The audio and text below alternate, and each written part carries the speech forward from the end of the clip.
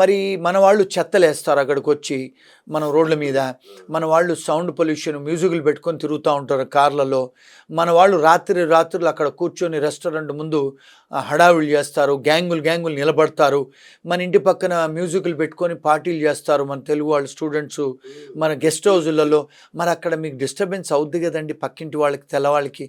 మరి డెఫినెట్గా వాళ్ళు కంప్లైంట్ చేస్తారు కదా సిటీకి, పోలీస్కి. ఇలాంటివి మరీ ఎక్కువ చేస్తున్నారు మన వాళ్ళు. ఇది కూడా వన్ ఆఫ్ ద రీజన్. కానీ ఇది మాలాగా బయటకు వచ్చి చెప్పిన వాళ్ళు ఎవరు లేరు, నచ్చరు చెప్తే. ఎవరు చెప్పరు నిజంగా. ఇవి కూడా వన్ ఆఫ్ ద రీజన్ అండి. ఎందుకు అంటే నేను ఇండియా వదిలేసి 30 ఏళ్ళు అయిందండి. నేను ఆస్ట్రేలియాలో 7 సంవత్సరాలు ఉన్నాను, లండన్లో ఉన్నాను, కెనడాలో ఉన్నాను, అమెరికాలో మోర్ దెన్ 25 ఇయర్స్ ఉంటున్నాను.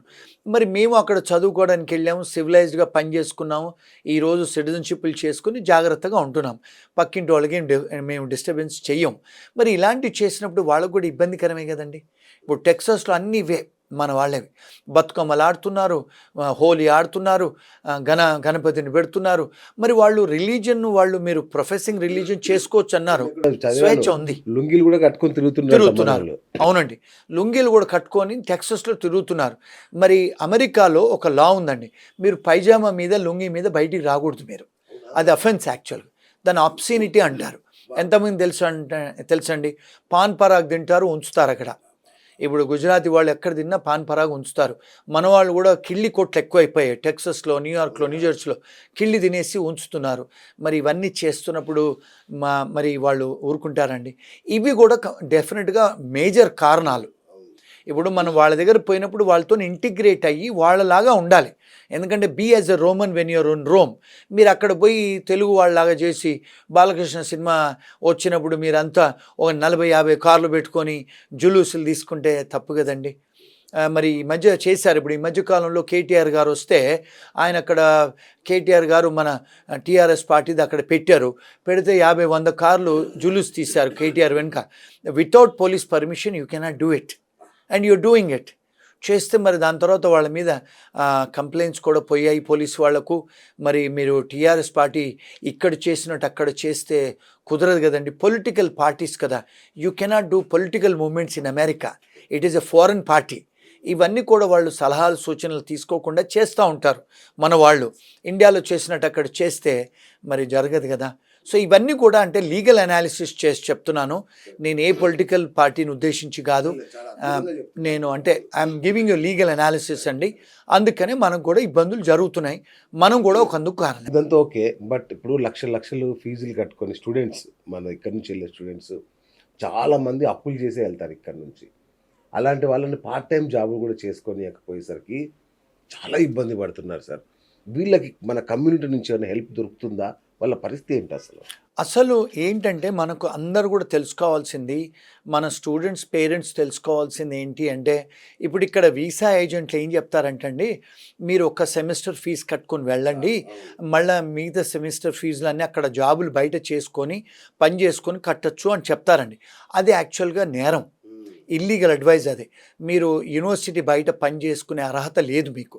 కానీ ఇంగ్లాండ్లో, ఆస్ట్రేలియాలో, కెనడాలో యూనివర్సిటీ బయట 20 గంటలు పని చేసుకొని మీరు ఫీజు కట్టుకునే అర్హత ఉంది. కానీ అమెరికాలో అర్హత లేదు, అది ఇల్లీగల్. అందుకని మన వాళ్ళు ఎక్కడైతే ఇప్పుడు ఈ మధ్యకాలంలో బయట పనిచేసే వాళ్ళందరినీ పట్టుకుంటున్నారు. ఎందుకంటే మీరు క్యాంపస్లోనే పని చేయొచ్చు, కానీ అమెరికన్ లా అది. కానీ ఇక్కడున్న వీసా ఏజెంట్లు, ఇక్కడున్న పేరెంట్స్, ఇక్కడున్న ఫ్రెండ్స్ వాళ్ళంతా ఏం చెప్తారంటే మీరు అక్కడికి వెళ్ళి పని చేసుకొని కట్టుకోవచ్చు అని. కానీ అది నేరం అండి. బయట క్యాంపస్ బయట పని చేసే అర్హత లేదు, పని చేస్తే నేరం అండి. సో మీరు నేరం అయినప్పుడు మరి మన ఆర్గనైజేషన్సే కానీ ఎవరైనా కూడా ఇప్పుడు ఏం చేస్తున్నారంటే ఎంప్లాయర్స్ని కూడా అరెస్ట్ చేస్తున్నారు. అలాంటి జాబులు ఇస్తే వాళ్ళ మీద కూడా పెనల్టీ వేస్తున్నారు. అంటే మీరు harbouring illegal aliens, giving employment to a student is also an offence. అందుకని వాళ్ళని కూడా పీనలైజ్ చేస్తున్నారు, ఎంప్లాయర్స్ని కూడా ఇబ్బంది పెడుతున్నారు ఇప్పుడు. కానీ ఎట్లా సార్, మన స్టూడెంట్స్ చాలా కష్టంగా సార్ ఇప్పుడు ఉన్న వాళ్ళు. అంటే before you go to that country you have to know the law of the land కదా. మరి మీరు లా తెలుసుకోకుండా వెళ్ళి నాకు లా తెలీదు, ignorance of law is not an excuse. మరి ఇప్పుడు మనం ఆ దేశానికి వెళ్ళే ముందు మనం ఆ దేశ లా, న్యాయశాస్త్రాలు తెలుసుకొని కదా వెళ్ళాలి. మరి తెలియకుండా వెళ్ళి తెలుసుకోకుండా వెళ్ళి నేను నేరం చేస్తానంటే ఎక్స్క్యూజ్ చేయరు కదండి. ఇప్పుడు మీరు కెనడాకు వెళ్ళండి, ఇంగ్లాండ్ వెళ్ళండి, న్యూజిలాండ్ వెళ్ళండి, కొన్ని యూరోప్ దేశాలకు వెళ్ళండి. అవుట్ సైడ్ ద క్యాంపస్ ఉద్యోగాలు చేసుకోవచ్చు. హాలిడే టైమ్స్లో కూడా ఫుల్ టైం చేసుకోవచ్చు మీరు. ఆ కంట్రీస్ అలౌ చేస్తారు. మరి అమెరికాలో అలౌ చేయరండి. మరి అక్కడ మేము అప్పులు తీసుకొని వస్తున్నాము, మేము వచ్చి అక్కడ నేరం చేస్తామంటే అది న్యాయపూరితం కాదు కదండి. అమెరికా అంటే ఒకప్పటిదాకా ఇప్పటి నిండబడక ఉద్యోగాల స్వర్గధామం అది. ఇప్పుడు జనం చూపు కొంచెం మారింది. కెనడా, ఆస్ట్రేలియా, జర్మనీ ఇట్లాంటి దేశాలు మన వాళ్ళని రమ్మని ఇన్వైట్ చేస్తున్నాయి. ఆస్ట్రేలియా ఇవన్నీ. మీరంటే దౌత్యపరంగా కానీ, అవకాశాల పరంగా లేదంటే పీస్, సెక్యూరిటీ లాంటి అన్ని కోణాల్లో చూస్తే మనం ఏ దేశానికి వెళ్ళడానికి ఎక్కువ అంటే నెక్స్ట్ అమెరికా కాకుండా ఎక్కడికి వెళ్తే మనకు కొంచెం బాగుంటుంది మన స్టూడెంట్స్ కానీ, ఎంప్లాయీస్ కానీ? ఇప్పుడు కెనడా వాళ్ళు ఓపెన్ చేస్తున్నారు డోర్సు. అండ్ వాళ్ళు కూడా కొన్ని రెస్ట్రిక్షన్స్ పెట్టారు స్టూడెంట్స్కి. వాళ్ళు కూడా ఇప్పుడు డినయల్స్ ఎక్కువైపోయినాయి. సెకండ్ కంట్రీ వచ్చి ఇంగ్లాండ్ అండి. థర్డ్ నేను చెప్పేది ఏంటంటే జర్మనీ లాంటి దేశాలు, జపాన్ లాంటి దేశాలు, యూరోప్లో చాలా దేశాలు మనకిస్తున్నారు. ఇటలీలో ఇస్తున్నారు. అన్ని కంట్రీస్లో, లిథువేనియా, లాట్వియా, ఎరిట్రియా ఈ కంట్రీస్లో మన వాళ్ళకి అడ్మిషన్స్ ఇస్తున్నారు. ఆ కంట్రీస్కు చూడాలి. అక్కడ ఉద్యోగాలు కూడా ఉన్నాయి, మెరుగుగా ఉంది. ఇప్పుడు ఐర్లాండు, ఇజ్రాయెల్ ఆ కంట్రీస్ కూడా ఇస్తున్నారు. సో చైనా కూడా ఇస్తుంది. సో బయట కంట్రీస్ చూసింది బెటర్ ఈ టైంలో, because of the political countries అంటే ఎట్లా? ఇప్పుడు మరి మీరు అన్నట్టుగా ఆస్ట్రేలియా చాలా కఠినతరం చేస్తుంది, కెనడా ఇబ్బంది పెడుతుంది, యూకే ఇబ్బంది పెడుతుంది. ఇంకెటు వెళ్ళాలి మన వాళ్ళు? అంటే ఇప్పుడు యూరోప్ కంట్రీస్లలో మంచి ఆపర్చునిటీస్ ఉన్నాయండి. యూరోప్ కంట్రీస్కు ట్రై చేసుకుంటే బెటర్. ఇప్పుడు పోలాండ్లో ఇప్పుడు మొన్న ఒక లాయర్ వచ్చారు మా ఆఫీస్కి. మనం అనుకోం పోలాండ్లో అన్ని జాబులు ఉన్నాయని. ఇప్పుడు ఎలక్ట్రీషియన్స్కు జాబులు ఉన్నాయి, ప్లంబర్స్కు జాబులు ఉన్నాయి, అక్కడ స్కెఫోల్డింగ్స్ జాబులు ఉన్నాయి, బెల్జియంలో జాబులు ఉన్నాయి, వాళ్ళు వెల్డర్స్కు జాబులు ఉన్నాయండి. ఇప్పుడు వాళ్లకు పోలాండ్లో ఒక 300-400 మంది కావాలంట. మరి పోలాండ్లో చదువుకోవడానికి వెళ్తే కూడా 4 లక్షలలో MBA అయిపోతుంది.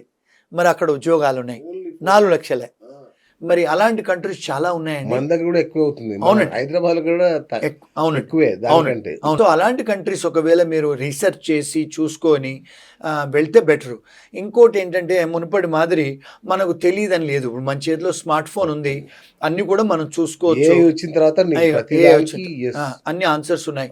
మునుపటి రోజుల్లాగా మాకు తెలుగే వస్తుంది, ఇంగ్లీష్ రాదంటే మీరు తెలుగులో కూడా చూసుకోవచ్చు, ఏఐలోనూ, గూగుల్లో. సో ఇప్పుడు కమ్యూనికేషను ఒక లాంగ్వేజ్ బ్యారియర్ కాదు, రీసెర్చ్ చేసుకోవడం కూడా బ్యారియర్ కాదు. ఇప్పుడు మీకు ఒకవేళ టైప్ చేయడం కూడా రాకపోతే నోట్తో కూడా చెప్పచ్చు, మీకు గూగుల్ ఆన్సర్ ఇస్తుంది. సో రీసెర్చ్ చేసుకోవాలండి, చేసుకొని వెళ్తే బెటర్. అది నా